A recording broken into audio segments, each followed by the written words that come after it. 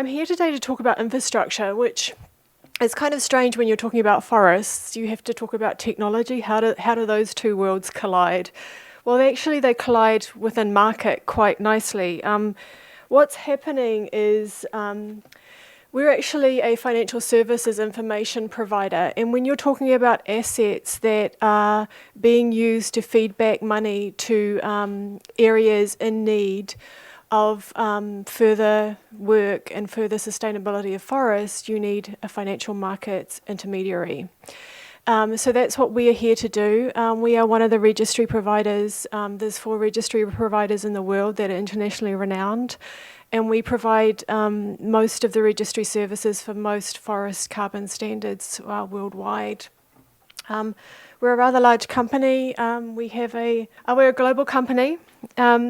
And we have a large global presence, which is a good thing in terms of our knowledge on how to deal with assets and how to support a global initiative such as REDD+. And today I'm going to just be focusing on our award-winning tracking system or registry system, and to give you a bit more details on how these assets are actually treated if you go to buy them, if you go to register them, and if you ever go to retire them as an offset for a carbon neutrality claim, or really how compliance registries work for actually removing assets from the system so they can no longer be transacted, and the security around these assets. So, registries, here we go. Registries provide really 3 tenets. There's a number of things that they can provide, but these are the 3 things I'm going to talk about. The first thing is about accountability. We provide a central repository system or infrastructure that's not as simple as people think it is. It's actually reasonably complex to develop. That's why there's only 4 registry systems in the world now, really, that are credible. Where there's a central place for bringing all the documentation, providing all the data fields to actually translate the documents, the work done by the standards, the verifiers, into a central place.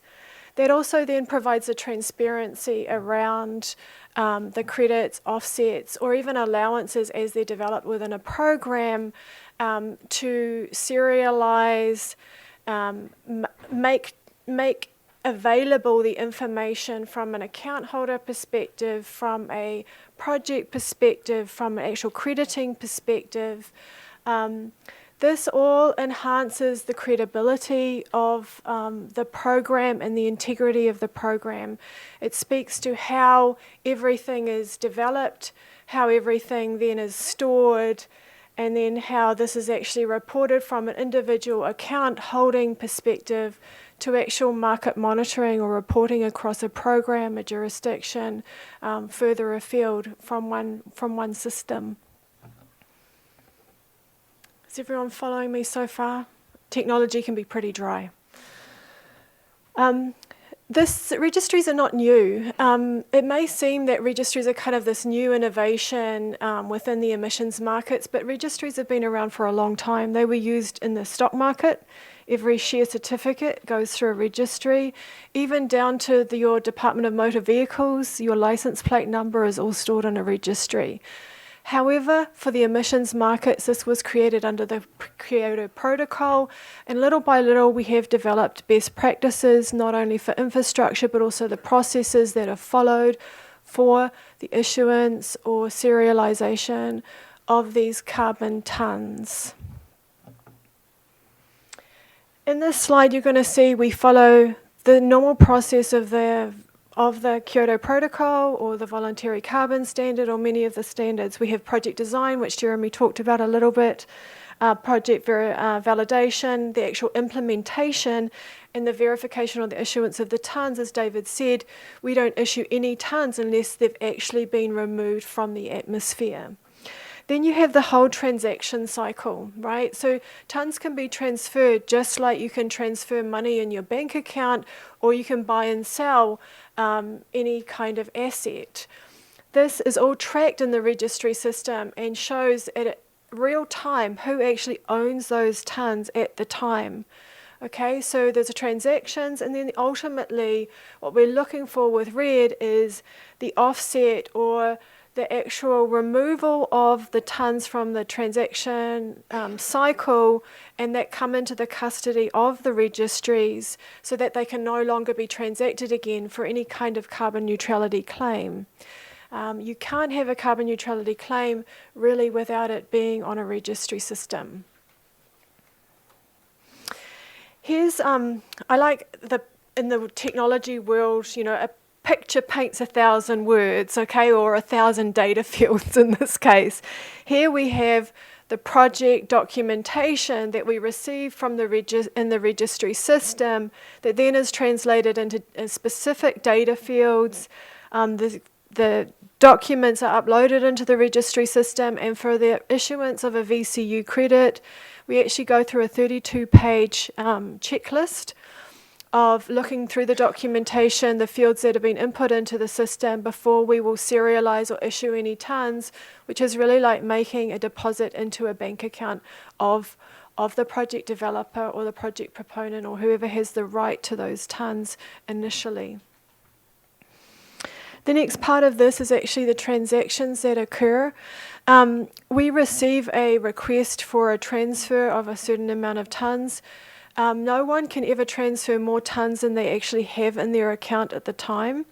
That then has to be confirmed by the buyer that they are prepared to receive these tonnes through automatic notifications. And then actually why we've got this iPhone here is this is a new security measure that's been implemented within our system and maybe will come with other registries, and it was a bit annoying at first, wasn't it, Jeremy? The session codes, okay? So for any participant using the registry, we need to know that you really are who you say you are. So you need to receive an actual email or a SMS, text message saying to your own phone or your own email address with a session code so that you can put in a code for any single session as a security measure on any transaction or any use of the registry system. So that's why the iPhone there with your own specific session code. These assets are quite valuable, and that's why people want to actually get hold of them, right?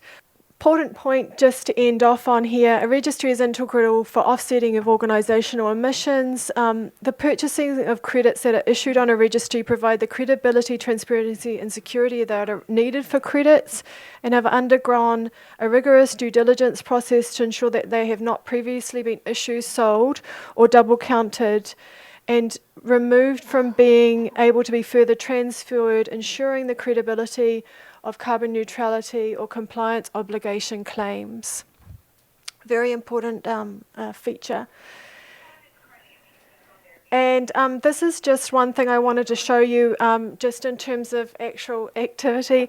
When you actually go to retire, which is the most important component of any offsetting regime or for any corporate buyer, you actually go through a process of requesting the retirement, and then that's actually taken out of your account and automatically put into a retirement account.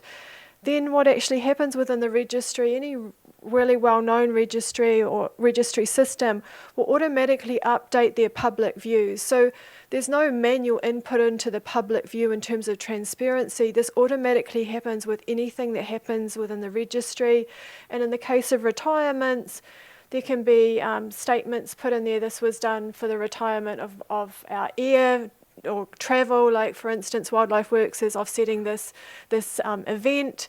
They can put a statement in that this has been retired on behalf of participants for REDD Plus talks, etc. And the serialisation of all of those tonnes is there in the public view. So that's just a really brief synopsis of the care that's taken, that have been developed over many, many years from many people from the Kyoto Protocol right through to into the voluntary markets, the care that's been taken with these credits as we establish REDD Plus. Thank you very much.